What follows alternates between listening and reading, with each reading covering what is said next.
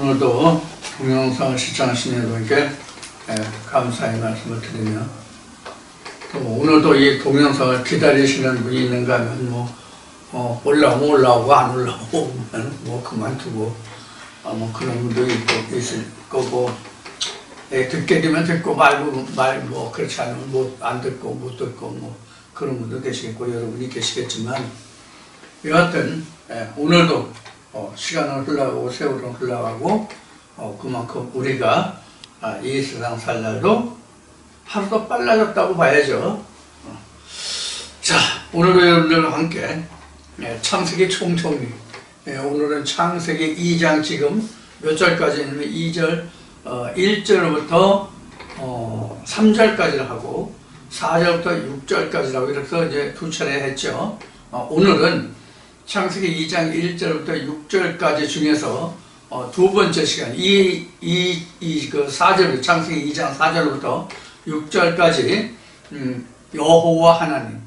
그 앞에까지는 1장에서는 전부 다 하나님. 또 좀 더 자세히 하면 창세기 2장 3절까지는 그냥 하나님이었는데, 창세기 2장 4절부터 여호와 하나님이 나오죠. 그래서 여호와 하나님이라는 의미가 뭐다는 것을 이제 말씀을 나눴습니다.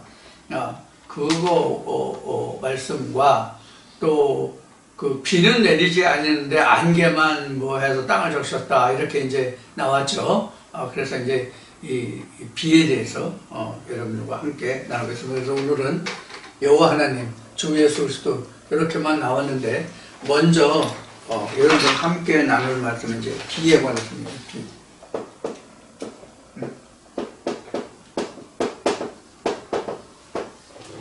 비가 뭐냐 하는 것을 이제 여러분들과 함께 나누는 시간을 갖도록 하겠습니다. 여러분들에게 참고로 인용할 말씀은 다른 여러 말씀이 있겠습니다만 에레미야 3장 3절 말씀으로 오늘 말씀의 문을 열기로 하겠습니다. 에레미야 3장 3절 말씀을 보겠습니다. 그러므로 단비가 그쳐졌고 늦은 비가 없어졌느니라. 그럴지라도 내가 창녀의 낯을 가졌으므로 수치를 알지 못하였느니라. 이렇게 기록이 되어 있습니다.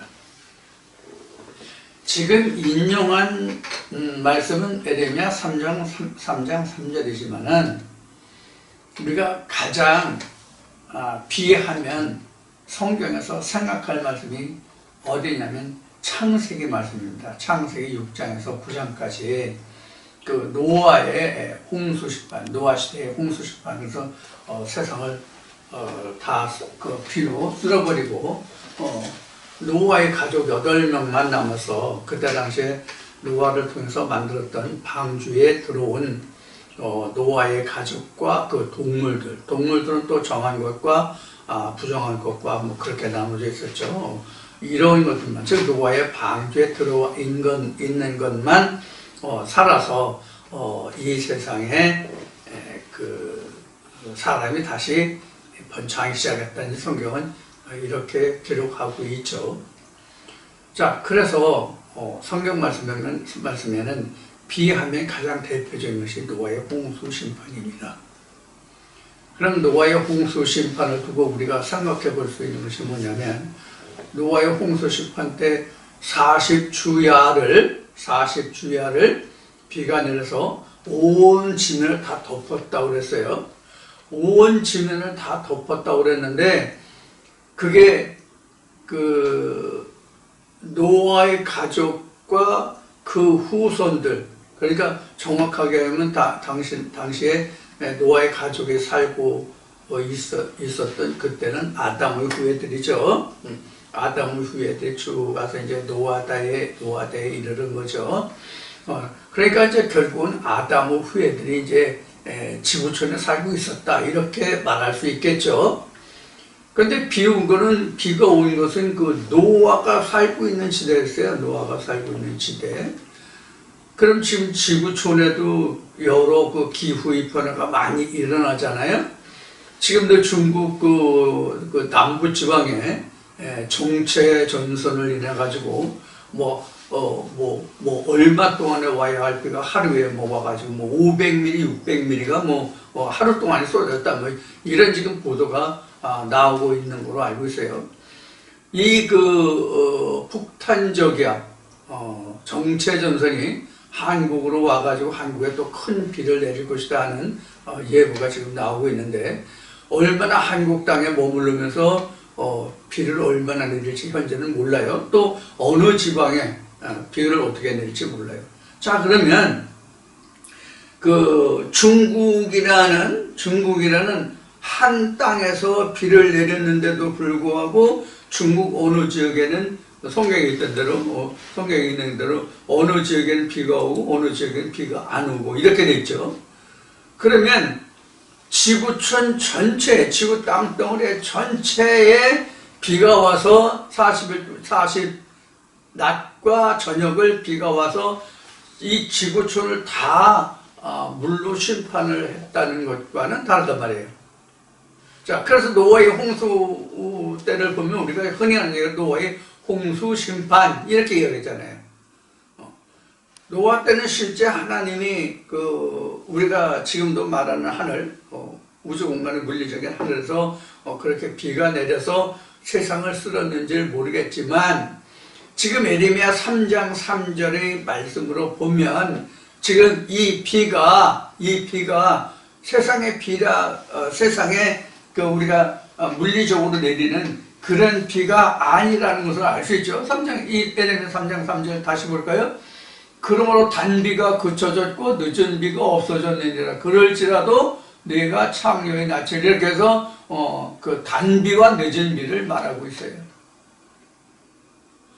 자, 또 이런 말씀이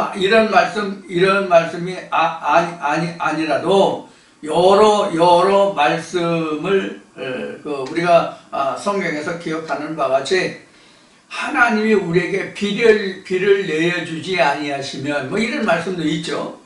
또 비가 내렸던 것을 또 하나를 보면 창세기에서도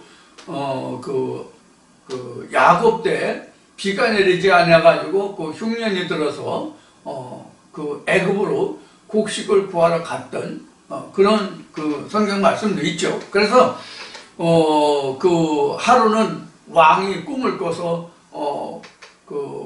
이삭의 풍산 이삭과 파리한 이삭, 소 이런 것을 보고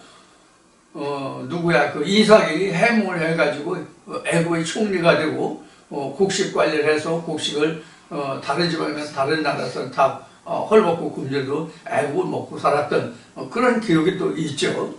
이와 같이 비에 대해서는 상당히 많은 말씀들이 있어요. 자, 그래서 비라고 하는 것은 자연 현상을 들어서 하는 게 아니에요. 자, 예를 들면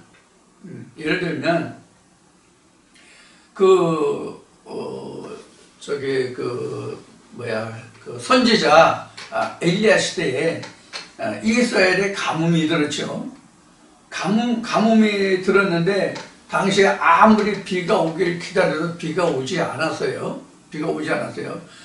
그러다가 열왕기상 18장에 가면 엘리야와 그 다음에 바알의 선자 450인과 송아지 한 마리를 놓고 각을 떠서 서로가 자기가 믿는 신의 이름을 부른 후에 엘리야의 하나님이 응답하신 후에 이스라엘 땅에 비가 내렸던 그런 기록이 성경에 기록되죠. 자, 그러면 이런 모든 말씀들을 비교해 보면 또 에레미야 3장 3절도 봤지만 여기는 단비로 나오지만 은혜의 비라는 말씀도 있잖아요. 은혜의 비라는 말씀이 있어요. 참, 그러면 비가 은혜의 비가 있고 저주의 비가 내리나요? 우리 세상 물리적으로 내리는 비가? 그렇다면 어떤 비가 은혜의 비고 어떤 비가 악의 비가 되겠습니까? 이거 구분할 수 있어요? 모르잖아요. 자, 그런 의미에서 보면 이 비라고 하는 것은 곧 하나님의 말씀의 은혜의 비라는 말이에요. 은혜의 비. 그래서 성경에서 비가 아직 내리지 아니하였고, 그래서 산천에 초목이 없었고 경작할 사람도 없었고, 이런 말은 곧 하나님의 말씀이 우리에게 있어서, 우리 각자에게 있어서 그 말씀이 아직 내게 은혜의 비가 되지 않았다. 즉 온전한 말씀으로 깨달아서 그 말씀에 열매를 맺지 못했다, 이런 뜻이 된단 말이에요. 그러니까 예수가 광야에서 말씀을 전했잖아요. 예수가 광야에서 말씀을 전했는데 그 말씀을 깨닫고 이해하는 자는 마태복음 13장에 가서 30배, 10배, 100배 결실을 맺을 수 있는 옥토로 되어 있잖아요.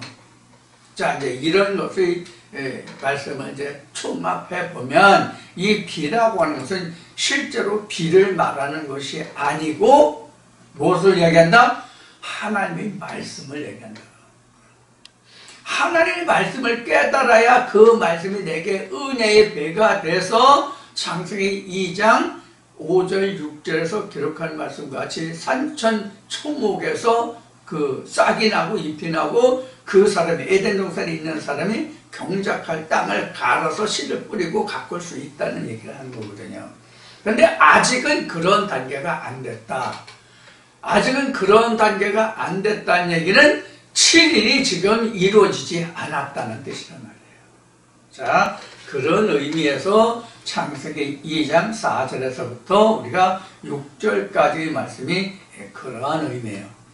다만 지금부터 그냥 하나님 하던 그 하나님이 로드가 된 거예요. 내 주의 하나, 주가 된 하나님이에요. 그러니까 그냥 말로만 하나님이라고 하던 그 하나님이 나의 주가 된 거예요. 주 하나님이라는 뜻과 같은 것이거든요. 로드 하나님이라는 것은, 로드 갓이라는 것은 주 하나님, 주 여호와 하나님도 되죠. 주 여호와 하나님, 이런 뜻이 된단 말이에요. 그래서 이제 내게 주가 된 거예요. 이제부터 비가 내리지 아니하던 땅에 비를 내려주시는 내 실상의 주가 됐다는 뜻이 바로 여호와 하나님, 이런 뜻이란 말이에요. 자, 그래서 여호와 하나님, 주 예수 그리스도 비에 관하여 이렇게 이제 얘기를 이제 이 시간에 나누려고 하는데, 지금 에레미야 3장 3절의 말씀을 바탕으로 해서 지금 비가 무엇인지에 대해서 여러 말씀들을 지금 인용해서 말씀을 드렸어요. 가장 대표적인 게 뭐라고 그러세요? 창세기 6장에서 9장까지 노아의 홍수심판, 그 다음에 열왕기상 18장에 갈멜산의 역사, 이런 것을 말했고, 또 은혜의 단비를 얘기했고, 이런 모든 말씀을 얘기했어요. 자, 이런 말씀들을 인용해서 비가 뭐다 하는 것을 여러분들이 이해하시면 되겠어요. 우리가 성경을 이해하는 데 있어서 가장 어려운 것이 뭐냐면 비유와 상징이거든요. 그 비유와 상징이 풀리지 않으니까, 알 수 없으니까 우리는 그것을 자연적인 현상으로 성경을 보는 경우가 많잖아요. 우리가 가장 대표적으로 우리가 그 성경을 오해하는 것이 바로 이제 모세에게 줬던 10계명이에요. 10계명이 이해가 안 되니까 10계명을 하나님이 모세를 통해서 풀어주신 것이 율례와 규례죠. 그러니까 그 율례와 규례도 10계명을 이해하면 율례와 규례가 이해가 되고, 율례와 규례를 깨닫게 되면 10계명도 깨닫게 되는데, 어느 한쪽도 깨달아지지 않으니까 그 10계명의 말씀이 풀어지지가 않잖아요. 예를 들어서 살인하지 말라, 도적질하지 말라, 간음하지 말라 하니까 뭐로 봐요? 그걸 도덕적인 계율로 보잖아요. 살인하지 말라면 실제 사람을 죽이지 않는 거, 이렇게 얘기했잖아요. 도적질하지 말라 그러니까 우리가 실제로 남의 물건을 어떻게 슬쩍 가져오는 거, 이런 것을 도적질이라고 우리가 생각하잖아요. 살인하지 말라도 살생하지 말라가 아니라 살인하지 말라잖아요. 즉 사람을 죽이지 말라 하는 얘기잖아요. 그래서 우리가 사람을 죽이지 않으면 그 계명을 지킨 것이 된단 말이에요. 물론 모세 때에는 그 율법의 말씀을 지키는 것을 하나님이 선히 여기고 그것을 좋게 여겨서 그것을 구원의 증표로 삼았지만은 지금 구약이 지나고 신약이 이른 이때는 예수가 마태복음에서 또 각종 이제 쉬운 얘기, 이제 공관복음이나 요한복음, 전체 4복음서를 통해서 예수가 그 모세 율법에 기록한 모든 것을 다 풀어 설명해 줬잖아요. 그래서 가장 대표적인 것이 바로 산상수훈을 예를 들잖아요. 그 다음에 하늘에 관한 것은 요한복음 14장에서 17장까지를 이야기하잖아요. 그 나머지는 다 광야에 외치는 자의 소리로 설명을 해주셨잖아요. 자, 그래서 가장 대표적으로 그 예수의 증거하는 말씀들을 통해서 당시에 바리새인들이 또 유대인들이 유대인들이 그 예수의 그 전하는 말씀을 듣고 한 평이 뭐예요? 저는 이 세대가 전해주는 그 유대의 관원이 말하는 것과 틀리다. 저희에는 말이 힘이 있고 능력이 있고 권능이 있다. 이런 평을 하잖아요. 복음서에 있는 말씀과 같이. 자, 그런 것을 여러분들이 연상하시면 바로 되겠습니다. 그래서 비라고 하는 것은 바로 이런 의미를 이야기한다. 그런 얘기입니다. 그 다음에 조금 더 말씀드리면 경작할 사람이 없다라는 말이 나오잖아요. 경작할 사람이 없다는 뜻은 밭을 갈아서 씨 뿌리고 가꾸고 거둘 사람이 없다 이 뜻이란 말이에요. 그런 뜻인데 가장 쉽게 아바들을 설명한다면 관리할 자가 없다 이렇게 생각하시면 돼요. 관리할 자가 없다. 그럼 뭘 관리해요? 하나님의 말씀을 관리할 자가 없는 거예요. 왜냐? 하나님의 신을 받은 자가 없기 때문에 관리할 자가 없는 거예요. 그러니까 우리가 에덴 동산을 주는 것은 창세기 2장에서 이제 뒤에 창세기 2장 7절부터 공부하겠지만 창세기 2장 7절에서 생기가 들어간 아담에게 하나님이 생기가 들어간 아담이 살 뭐를 줘요? 에덴 동산을 지어주잖아요. 바로 이런 얘기. 에덴 동산은 주어졌지만 이것을 경작할 사람이 관리할 사람이 없다는 뜻이에요. 그러니까 아바드라는 것은 경작한다는 뜻도 있고 관리한다는 뜻도 있고 경영한다는 뜻도 있고 바로 이런 말이 된단 말이에요. 그러니까 관리한다, 경영한다는 것은 이제 매니지먼트죠. 이런 것으로 우리가 알 수 있단 말이에요. 우리가 땅을 갈고 경작한다는 얘기는 영어로 얘기하면 틸에이징 이렇게 나왔어요. 틸에이징. 그러니까 갈고 경작한다. 땅을 갈아 엎는다. 그래서 먼저 땅을 줬어도 그 땅에 바로 우리가 농사를 짓지는 않잖아요.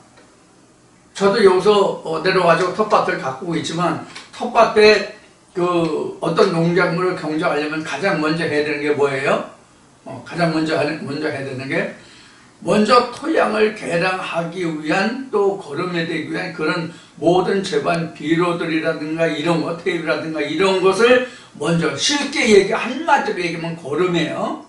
거름을 먼저 내고 옛날 같으면 테이프나 소대별 오줌똥을 이제 섞여서 내기 때문에 내가 어린 시절만 해도 그런 거름을 내고 바로 논밭을 갈아도 됐어요. 논밭을 갈아도 됐는데 지금은 완전히 썩은 완전히 발효된 그런 거름이 아니라 아직도 발효가 완전히 안 된 이것을 이제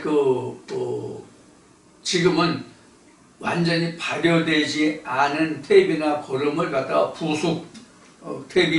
거름 부숙 이렇게 얘기하는데 그러면서 완전히 숙성될 때까지 완전히 발효될 때까지 기다린단 말이에요. 그래서 지금은 거름을 내고 하루 이틀 있다가 하루 이틀 기다렸다가 적어도 이틀 3일은 기다렸다가 밭을 가는 게 좋아요. 왜냐하면 아직 완숙되지 않은 완전히 발효되지 않은 거름은 대비는 무엇을 발생하냐면 비료도 마찬가지지만 어떤 것을 발생하면 가스를 발생해요.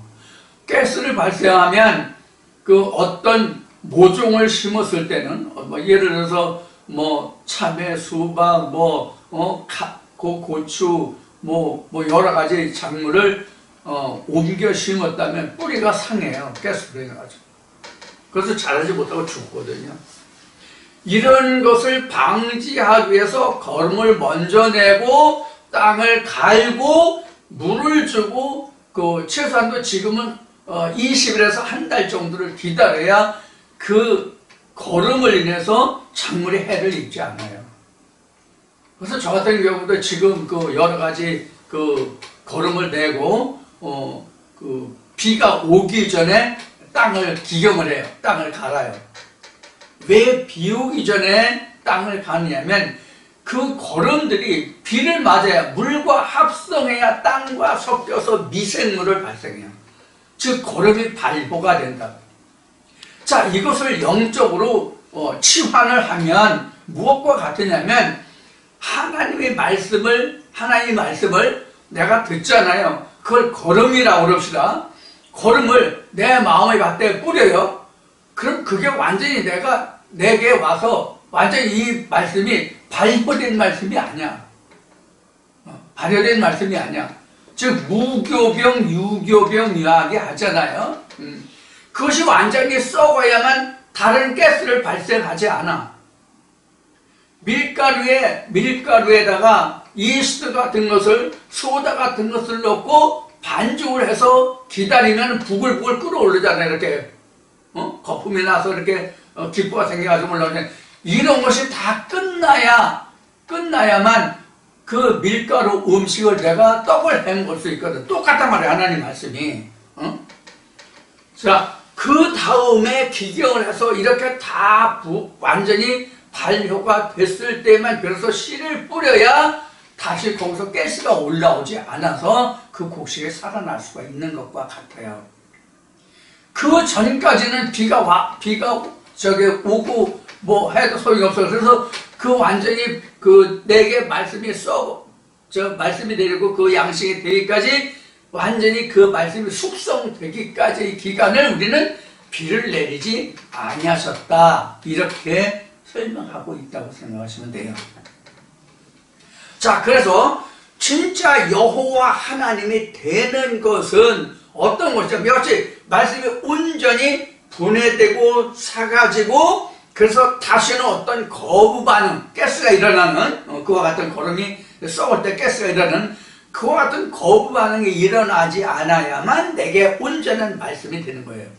그때부터 나는 경작을 할 수 있는 거예요. 그래서 비를 내리지 아니했다. 이렇게 성경은 기록하고 있는 거예요. 자, 이와 같이 완전히 부속돼서 땅을 갈고 씨를 뿌려도 온전히 곡식이 자랄 수 있고 작물이 자랄 수 있고 열매를 맺을 수 있는 상태가 됐을 때에 그때 내게 역할을 하는 하나님이 내게 주 여호와 하나님이 되는 거야. 되는 거다. 이런 얘기예요. 그 전에는 주가 안 돼요. 이게 그래서 이제 고린도서 12장 2절인가 고린도서 12장 2절인가 3절을 통해서 여러분들에게 지난번에 말씀드린 게 뭐예요? 지난주에 오늘 수요일이니까 뭐예요? 성령으로 하지 아니하고는 그리스도를 주로 할 수 없다. 이렇게 얘기했죠. 바로 그거예요. 그때 그래서 내게 성령이 오는 거예요. 성령 역사가 되는 거예요. 올 때, 그때라면 그때가 언제예요? 지금 말한 것 같이 그 걸음이 하나님 그 말씀이 내게 온전히 와서 내 땅을 썩혀서 거부반응이 일어나지 않는, 가스가 일어나지 않는 완전한 하나님의 땅으로 변화됐을 때 비로소 그때 기억할 수 있다 그 얘기예요. 그 전에는 하나님 비를 내리셔도 소용이 없어. 은혜를 내려도 은혜가 안 돼. 그런 얘기예요. 자, 이렇게 해서 우리가 그 창세기에 나와 있는 창세기 2장에 나와 있는 하나님이 비를 내리지 않았다, 경력할 사람도 없다라고 하는 뜻이 그런 얘기예요. 그래서 땅이 완전히 썩어가지고 하나님의 말씀과 내가 완전히 썩어가지고 그때 땅을 기경해서 내가 하나님의 말씀에 씨를 뿌려서 싹을 내서 꽃이 펴서 열매를 맺게 할 수 있다는 얘기예요. 자, 그 관계를 지금 말하고 있는 거예요. 자, 그러면 이제 그 다음에 이제 알아볼 것이 뭐냐면 이제 여호와 하나님, 주 예수 그리스도. 요거는 이렇게 해놓겠습니다. 요거는 구약이에요. 요것은 신약이에요. 자, 지금 여기 여호와 하나님은 창세에서부터 어디까지 되어 있다고 그랬죠? 말라기까지. 이게 2300m라고 그랬나? 1400m라고 그랬나? 자, 몇 회가 중요한 것이 아니라 이 뜻을 뭔가를 이해하는 게 중요하다는 말씀을 드렸죠. 그 다음에 이제 주 예수 그리스도 또는 예수 그리스도, 주 예수 그리스도 또는 주 그리스도 또는 그리스도 예수, 예수 그리스도. 이게 같은 말이에요. 그래서 이제 신약에 이게 한 240여 회 될 거예요, 아마. 내가 지금 기억하는 건 그 정도 돼요. 그 정도예요. 자, 그러면 먼저도 얘기했듯이, 지난 주일날 얘기했듯이 여호와가 이렇게 기록되어 있어요. 주라는 말이 바로 뭐로 되세요? 이렇게 기록되어 있어요. 똑같이. 그러니까 지금 구약에서 여호와, 신약에서는 주라고 하는 말이 이런 얘기예요. 자, 요것을 놓고 우리가 간단하게 설명한다면 그 바울이 빌립보 교회에 그 예수를 뭐라고 표현했어요? 하나님의 본체라고 표현했잖아요. 하나님의 본체라고 표현했잖아요. 그래서 신약에서는 주를 그리스도라고 얘기했잖아요. 주를 그리스도라고 얘기했잖아요. 자, 바울이 그 마태복음에서 예수를 너는 누구라고 하느냐라고 물었을 때에 바울이 증거한 바가 뭐예요? 당신은 살아있는 하나님의 아들이고 하나님이시다. 하나님이시고 그 살아있는 하나님의 아들이다. 이렇게 증거했잖아요. 그래서 예수가 뭐래요? 바요나 시몬아, 너 이를 알게 한 것은 네가 아니라 하늘에 계신 네 아버지다라는 말씀을 하시잖아요. 자, 그래서 이 주라는 말이 그리스도인데, 이 그리스도라는 말의 뜻은 뭐냐면 구원자예요. 쉽게 얘기하면 구원자, 구원하는 자. 그러면 우리가 요거부터 이제 끝을 맺어야 되겠네. 바울이란다. 그 베드로가 증거한 것이 당신은 살아계신 하나님의 아들이다라고 얘기했고, 또 바울은 하나님의 본체라고 얘기했잖아요. 그게 바로 이런 의미에서 한 거예요. 이런 의미, 이 구약에서 쓴 이 말씀의 의미를 한 거예요. 근데 여기서 보고 지난주에도 잠깐 언급했던 것 같이 구약에는 여호와 하나님 여호와라는 말이 있지만 신약에는 하나님 여호와 또는 여호와 하나님 여호와 또는 여호와 하나님의 단어가 단 한마디로 없고 뭐라고 있다고 그러세요? 주만 있다. 그럼 주가 뭐냐? 주가 이렇게 얘기합시다.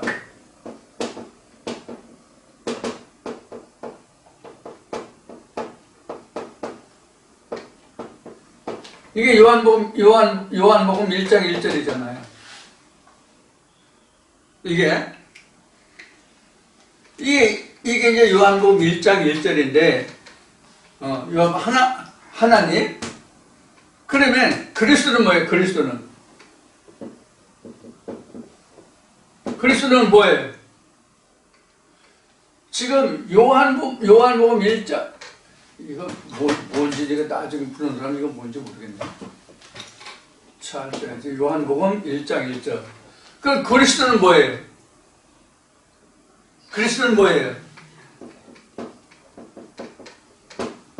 말씀 플러스 뭐예요? 육신이란 말이에요. 그렇죠? 그럼 요한복음 1장 14절이죠? 요한복음 1장 14절이에요. 자, 이렇게 되면 지금 요 말씀만 놓고 뭐 이건 그냥 하나님이야. 여러분 일장에서 하나님이야. 근데 말씀 플러스 육신이 말씀 플러스 육신이면 이게 여호와 하나님이야.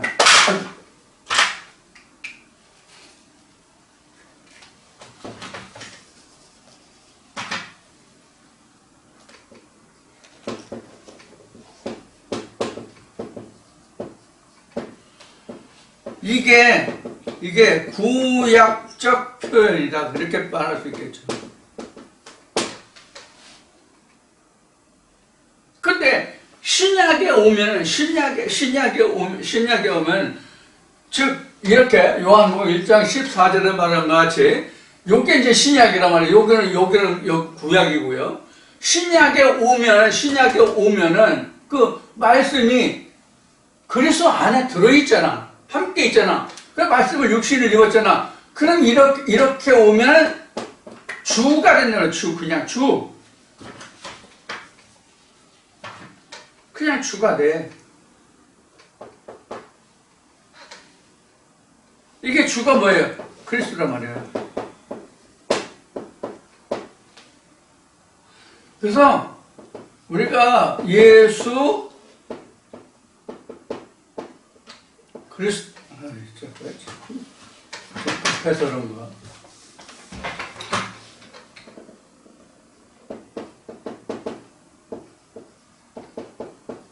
또는 이게 같은 말이 된다고. 이게 이런 뜻이란 말이에요. 그럼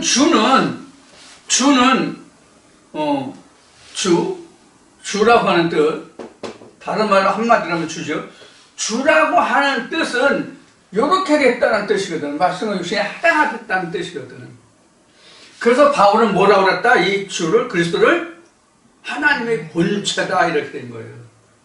하나님의 본체라는 뜻은 여기 그 말씀도 있고 그 몸된 것도 있고 그렇다는 얘기예요. 즉 육신은 우리가 지금까지 생각할 때는 이 몸을 이야기하잖아요. 몸을 이야기하잖아요. 근데 우리가 지인 일부에서 마음이 육신이라고 이렇게 얘기했죠. 근데 이보다 더 들어가서 하나님과 예수만을 놓고 보면 이게 또 어떤 뜻이 들어있다고 우리가 이해할 수 있느냐면은 이 육신이 본문이에요. 그 안에 이거 있다고. 이거는 바로 뭐냐면 요한복음 6장 63절. 내가 너에게 이른 말이란 말이에요. 그래서 그 하나님의 본문 속에 들어있는 말이 하나가 됐을 때 이게 진짜 말씀이 육신을 입음이에요. 우리 안에서도 말씀이 육신을 입는데 이렇게 된 것을 내가 깨달아야만 이 말씀이 내게 와서 육신이 된다고. 이 말이 내게 와서 육신이 된다는 건 실상의 말씀이 된다 그런 뜻이에요. 실상의 말씀, 허공에 떠 있는 머리로만 연상하는 생각으로만 있는 이념으로만 있는 그런 하나님과 예수가 아니라 내가 만져본 바요, 느껴본 바요, 확신한 바라고 하는 말이 있죠. 바울이 증거했나? 그거와 같은 말씀이 바로 실상의 말씀이란 말이에요. 그래서 요렇게 깨달아진 말씀이 히브리 11장 1절로 얘기한 믿음에 관한 증거예요. 믿음이 뭐예요? 보이지 않는 것들의 실상이잖아요. 이게 실상이라고 이게 이렇게 됐을 때 하나님의 본문 속에 들어있는 예수 그리스도가 함께 있어야 이게 한 몸이라고. 이게 육신을 입은 거라. 이것이 요한복음 1장에서부터 쭉 설명하고 있는 말씀들이에요. 자, 근데 우리는 성령해서 성령이 따로 있는 것으로 알지만 사실은 따로 있는 게 아니라 성경에 기록된 대로 예수가 말한 대로 아버지와 나는 하나다라고 얘기하잖아. 요한복음 14장 17장까지 보면 나와요. 성령을 이야기할 때 아버지와 나는 하나다. 그래서 아버지가 내가 아버지께로 가는데 내가 아버지께로 왔으니 아버지께로 간다고 얘기한 거죠. 근데 내가 아버지께로 가면 너희는 염려 근심하고 걱정하지 말라. 내가 아버지께로 가면 아버지가 내 이름으로 보내주실 보혜사 성령. 그러니까 성령이라는 것은 예수의 영이 성령이에요. 예수의 영. 그럼 예수의 영이 뭐냐? 진리가 예수의 영이요. 요한복음 6장 63절에 내가 너에게 일렀던 말, 그게 하늘에서 내려온 만나란 말이에요. 그 만나를 먹어야 죽지 않는다. 말씀이 육신이고 이런 말씀이 바로 예수란 말이에요. 성경 본문이 하나님이고 성경 본문의 뜻만이 예수가 아니란 말이에요. 그것도 맞는 얘기지만 긴 일부에서 좀 더 깊이 들어가서 이해하면 바로 이런 말씀이 된단 말이에요. 그래서 이 그리스도라는 말을 보면 기름 부음을 자다, 절대권의 통치자다, 하나님의 대리자다, 천사다, 별난 말이 다 있어요. 설명 보면 그리스도라는 말을 보면 이게 이제 그 헬라어로 얘기하면 크리스토스인가 이렇게 나와 있죠. 이렇게 나와 있는데 그리스도라는 것은 기름을 부었다. 그럼 기름을 부었다라는 말이 뭐냐? 이게 지금 그 크리스토스라는 그 말 뜻을 보면 여러 가지 그 어원이 있어요. 헬라어를 보면 크리스토스라는 단어를 찾아서 크리스토스라는 단어를 찾아서 그것을 살펴보면 여러 가지 그 어원이 기록되어 있는데 제가 그 찾아본 거를 좀 설명을 드리면 크리스토스라는 말은 지금 말씀드린 바같이 이제 기름을 부었다는 거예요. 그 기름이 뭐예요? 하나님의 말씀을이거든요. 말씀을 입은 자.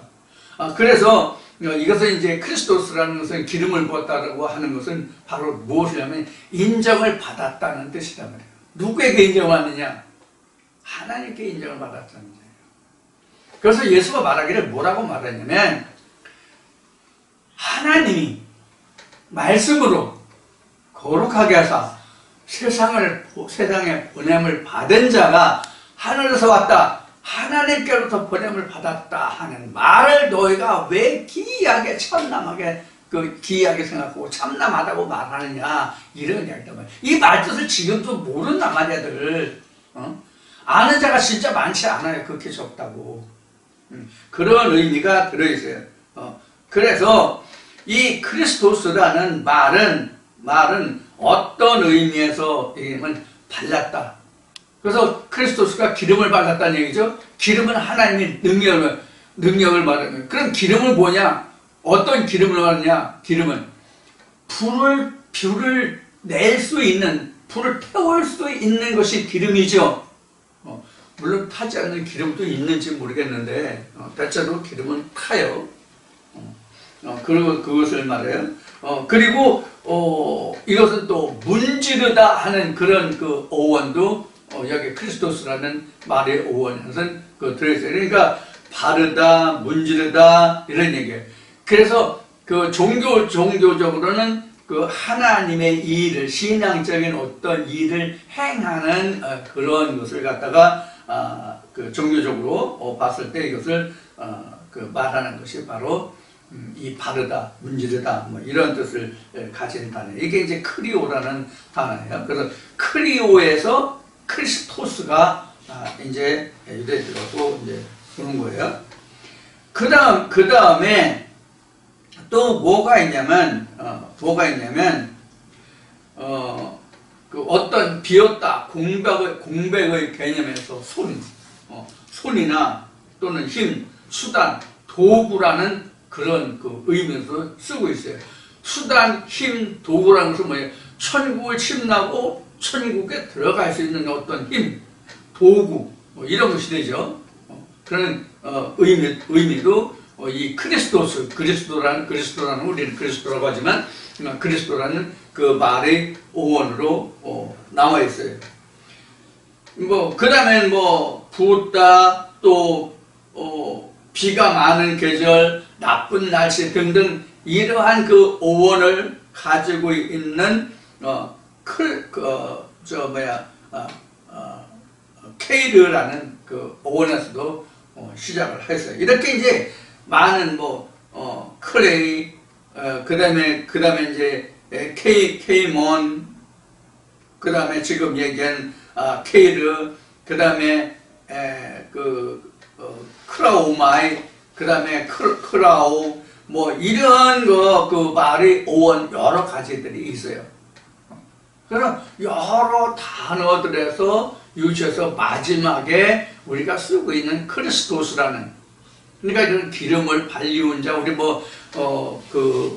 신학을 한 사람들 또는 이제 교회 다니면서 이제 목사가 그런 얘기를 이야기를 들어보신 적이 있는지 모르겠지만, 하나님이 기름 발리우신 주의 종에게 어쩌고 저쩌고 하는 얘기를 들어보신 적이 있는지 모르겠지만, 이런 그 크리스토스라는 이 말뜻이 하나님이 인정했다, 하나님이 기름을 바르셨다는 뜻에서 시작된 말이기 때문에 목사들이 안수받고 그 목사직을 수행하는데 바로 자기가 하나님께 기름 부음을 받았다. 자, 여기에서 제가 그리스도라는 그 말에서 제가 이미 오래전에 상당히 이제 오래됐는데 오래전에 한 동영상, 이 말을 한 동영상이 아마 들어보신 적이 있을지 몰라요. 어떤 얘기냐면, 그러면 선배 목사에게 안수를 받잖아요. 이걸 가지고 기름 발랐다고 얘기해요. 그럼 선배 목사가 하나님이야? 아니잖아요. 선배 목사가 안수할지라도 하나님은 뼈와 살이 없기 때문에, 요한복음 4장에서 예수가 말한 바같이 뼈와 살이 없기 때문에 사람에게 육신을 입어서, 요것이 또 육신을 입는 거죠. 요 자체가 다시 사람의 육신을 입어서 그 육신을 통해서 이 신을 증거하는 것이, 너는 이러한 신이 있다는 것을 인정하는 것이 바로 안수라 말이에요. 이러한 안수를 사실은 크리스토스라고 얘기하면 한다. 왜 그런가 하면 하나님의 기름을 부음을 받은 자가 크리스토스이기 때문에. 그래서 먼저 이렇게 된 자가 이 말씀을 상대방이 받은 자라고 인정해 주는 거, 그래야 크리스토스예요. 그게 말의 뜻은 그렇게 맞아요.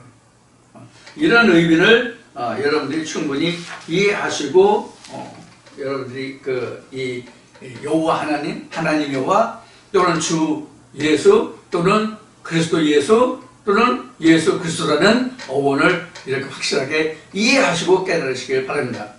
그래서 우리가 신약에 와서는 여호와 하나님 여호와가 없다고 그랬죠. 말라기까지만 나와 있다고 그랬죠.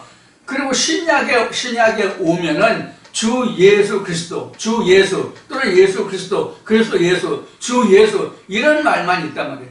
그래서 주가 뭐와 같다고 그랬어요? 여호와와 같은 뜻이 된다. 물론 헬라어 히브리어에서는 여호와, 또 신약에서는 그 주라는 뜻이 케리오스거든요. 그것이 틀리지만은 영어로 볼 때는 똑같단 말이에요, 여러분들. 그러니까 우리가 영어를 보던 헬라어를 보던 히브리어를 보던 간에 그 의미하는 단어가 무엇을 두고 주라고 하느냐, 여호와라고 하느냐, 이것을 알면 되죠.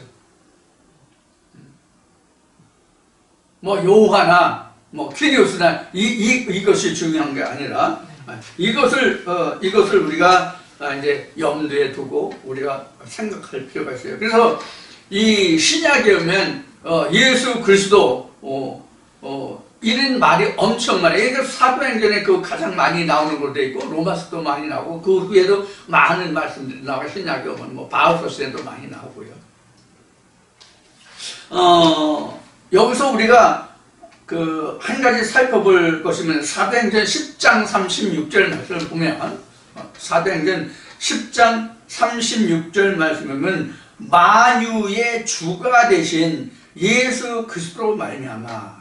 만유의 주. 여기서 만유라는 것은 세상 전체를 만유라고 한 게 아니에요. 모든 믿는 사람들이 만유라고 생각하셔야 돼요. 모든 믿는 사람들의 주가 되신 그리스도, 예수. 자, 그러면 예수라는 이름이 히브리어가 아니라 헬라어거든요. 원래는 이게 예수라는 말 뜻이 사실은 헬라어가 예수라는 그 표현이 헬라어로 되지만 사실은 히브리어라고 해야 맞죠. 왜? 예수가 히브리인이니까 히브리식으로 이름이 붙여졌을 거 아니에요.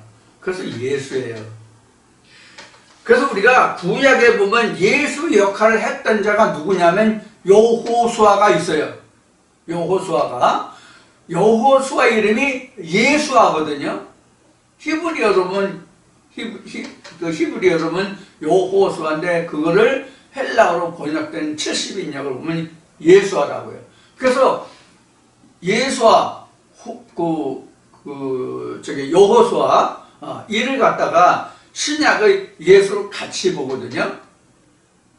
근데 같진 않아요. 같진 않다고. 같진 않은데 무엇으로 봤을 때 같으냐? 직임으로, 역할로 봤을 때 똑같아요. 그럼 직임이 뭐가 직임이고 역할이냐?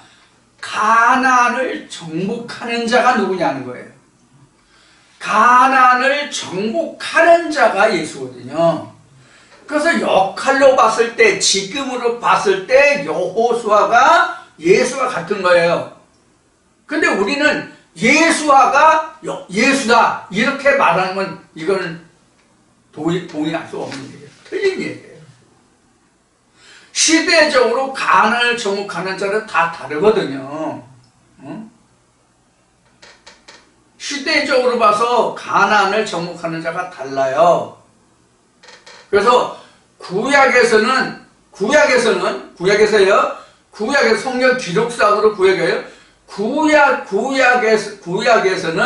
구약에서는 모세가 광야의 선지자라면 여호수아는 가나안의 선지자예요. 근데 신약에 이르러서는 예수가 오면 율법은 패한 바가 되기 때문에 성경적 설명이에요. 성경적 설명은 구약에 패한 바 되기 때문에 신약에서는 여호와라는 말이 없는 거예요. 신약에 오면 구약에 패한 바 되잖아요. 이게 히브리서에 잘 기록이 돼 있잖아요. 그래서 하나님이 모세에게 주신 율법이 온전하였다면 전혀 다른 대제사장이 올 필요가 있느냐 이런 말씀이 이제 히브리서에 보면 기록이 돼요. 그게 이제 그런 뜻이 돼요. 이런 말씀의 그 내용들을 우리가 성경 전체를 통해서 이것을 조명할 수 없기 때문에 우리가 이것을 혼돈하고 착각하고 풀어내지 못하는 것 뿐이에요. 이미 예수가 되면 모세의 율법은 패한 바가 되거든요. 이것을 다시 말하면 구약이라는 것은 뭘 얘기하냐면 요단강 건너기 전까지가 율법이에요. 요단강을 건너면 율법이 패한 바가 돼요. 이것을 성경으로 말하면 이스라엘 백성들이 출애굽해서 모세가 죽고 여호수아를 통해서 요단강을 건넌 후에는 어떻게 돼요? 땅에서는 만나가 그치잖아요. 땅에서 나는 만나가 그쳤다는 뜻이 율법이 패한 바 됐다는 뜻이에요. 그래서 그때는 땅에서 나는 만나를 안 먹고 어떻게 이미 강에서 하나님이 주시는 그 땅에서 나는 만나를 먹는 게 아니라 자기가 자기 땅에 농사진 수확물을 먹잖아요. 그게 그 뜻이란 말이에요. 그래서 여기서 여호와 하나님이라고 하는 것은 이미 내가 본토에 들어가서 경작할 수 있는 그 경점에 이르렀다는 뜻이래요. 즉 가나안 본토에 들어왔다는 뜻이 된다고. 창세기 2장에 보면 이미 여리고란다. 그 요단강을 건너서 가나안 본토에 들어갔다는 뜻이라고. 그러니까 하나님이 주가 되시는 거예요. 그 전에는 주가 나를 인도하는 게 아니에요. 내가 하나님을 쫓아가는 거지. 주와 함께 일하는 게 아니라고. 그래서 이제 지금 사도행전 이제 10장을 그 여러분들에게 설명을 드렸는데, 이 사도행전에 엄청 많이 나와요. 예수 그리스도라는 말이 엄청 많이 나와요. 2장부터 시작해 2장, 3장, 10장, 11장, 15장, 20장, 28장 이제 이렇게 해서 이제 엄청 많이 나와요. 그리고 로마서에 가면 1장에서 또 5장, 6장 뭐 해서 나오고요. 고린도전서에도 1, 2, 4, 7, 8, 9, 10장에서 예수 그리스도라는 말이 예수 그리스도 예수라는 말이 엄청 많이 나오고요. 디모데전서 나오고 그게 쭉 나와요. 그래서 주 예수 그리스도가 어디까지냐면 계시록 1장 1절까지 나오고 그 뒤에는 주 예수 그리스도라는 말이 없어요.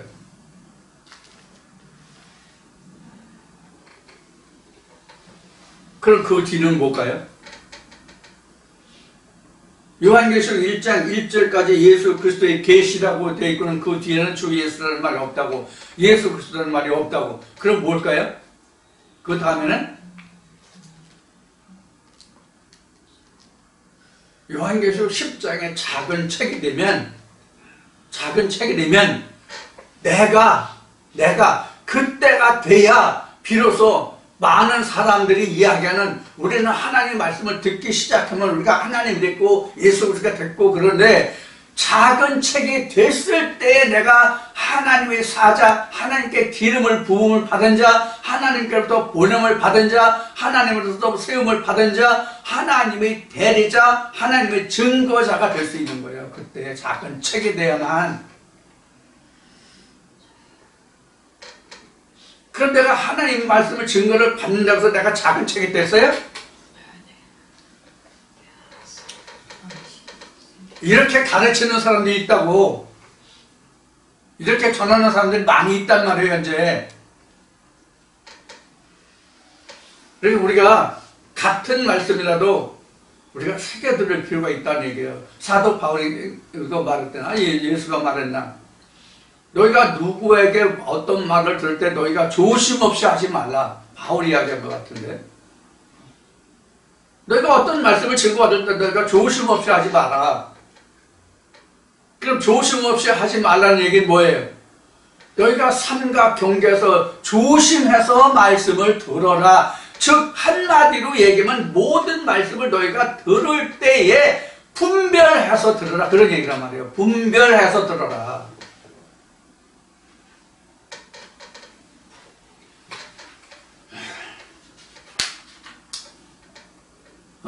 그 외에도 이제 여호와 하나님, 또 하나님 여호와, 그리스도 예수 그리스도 주, 이런 말씀에 대해서 좀 설명하고 싶은 것이 이외에도 많이 있지만 뭐 한 시간에 다 말하기 그렇고, 이제 이 뒤에 창세기 이제 2장 7절부터 시작해서 3장까지도 이제 예약해 놓고 있잖아요, 쉬운 얘기로. 거기까지 하면서 우리가 할 이야기들이 많이 있을 거예요. 그때 다시 이제 이런 말씀을 나누기로 하고, 오늘은 여호와 하나님, 또 하나님 여호와, 그 다음에 예수 그리스도 또는 그리스도 예수, 또 주, 이것에 대해서 말씀을 나누었습니다. 그래서 이제 여러 이제 성경 말씀을 많이 이제 인용을 해드렸는데, 이제 대표적인 신약에 와서는 그 앞에 여호와 하나님 여호와는 에레미야 3장을 소개해드렸고, 그 다음에 이제 주 그리스도 예수 그리스도에 대해서는 사도행전 10장 36절을 말씀을 드렸는데, 사도행전이 엄청나게 많은 여러 번 상당히 많은 그 반복적인 설명이 있고 말이 있고 언급이 있고 로마서도 그렇고 그 뒤에 고린도도 뭐 해가지고 쭉 맞죠. 고린도 뭐 처음 후서가 있고 그다음에 뭐 갈라디아서 뭐 해서 쭉 해서 있죠. 바울 서신이 쭉 나오죠. 그 다음에 이제 유다서를 통해서 그 다음에 이제 계시록인데 계시록 1장 1절까지 이런 말씀들이 많이 반복되어 나왔다. 왜 구약과 신약에서 그 여호와 하나님이 구약에서 말라기까지만 나오고 신약에서는 주 예수 그리스도 여기 이렇게 말씀받겠는데 왜 그렇다 하는 것까지 말씀을 드렸습니다. 그래서 성경에서도 이렇게 설명하고 구약에서도 또 어느 때서부터 어느 때까지 이를 기록하고 있는 즉 요단강을 건너서 그 임무가 이제 바뀌어지죠. 모세에서 여호수아로 이런 관계를 통해서 여러분들에게 이것이 어떻게 증거되고 어떤 의미를 가지고 있는지를 말씀을 드렸습니다. 오늘 이 말씀으로 여러분들이 이제 확실하게 여호와 하나님 또는 하나님 여호와 예수 그리스도 또 그리스도 예수 이것을 여러분들이 분명히 확실하게 분명히라기보다 확실하게 이해하고 이것을 자기가 뭐라고 그럴까 설명할 수 있다가 구분할 수 있다고 그럴까 그런 말씀이 되기를 바라고 이거에 대해서 혼돈하고 이거에 대해서 좀 불분명해서 힘들어하는 그런 일이 없기를 바라고 오늘 말씀은 여기서 마치고 주일날 다시 뵙겠습니다.